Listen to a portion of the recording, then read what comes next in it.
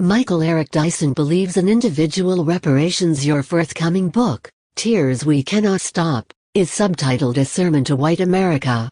Which part of white America do you envision reading it?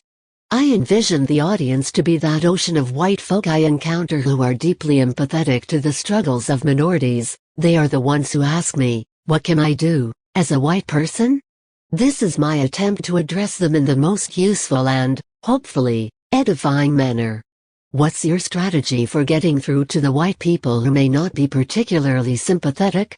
What I've seen under the wonderful presidency of Barack Obama is the tendency to not tell white people the truth, for obvious reasons. They don't vote for you. But I'm not a politician. I don't have that power or influence, but what I do wield is a different kind of bully pulpit. We have to have enough belief in white people to tell them the truth.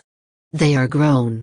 There are a lot of areas within race relations that seem like less of a conversation and more of an attempt to prove to white people that these issues, police brutality, for instance, are a real and present danger.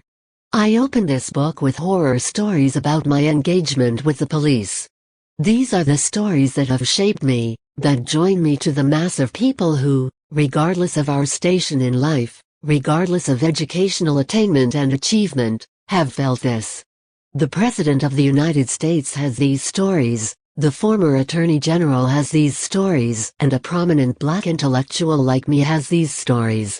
The reality is that this is part and parcel of what it means to be black in America, and I wanted to spend time talking and thinking about it from a number of different perspectives to show white brothers and sisters that we aren't making this up.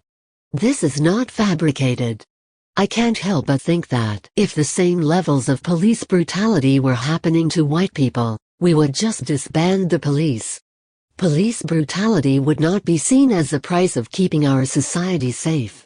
Recently, I was outside of Ben's Chili Bowl in Washington at 3 a.m., and a young white kid is cursing the police, and I'm going, oh, my God, they're going to shoot him. And then it occurred to me that they wouldn't, he's a white kid. And what did I hear the police say? Now, son, you're clearly inebriated. You need to go home and sleep this off.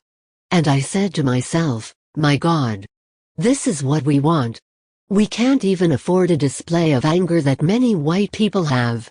At the end of your sermon, you do a benediction section, in which you talk about making reparations on the local and individual level, donating to groups like the United Negro College Fund or a scholarship program, but also, to cite your example from the book, paying the black person who cuts your grass double what you might ordinarily pay.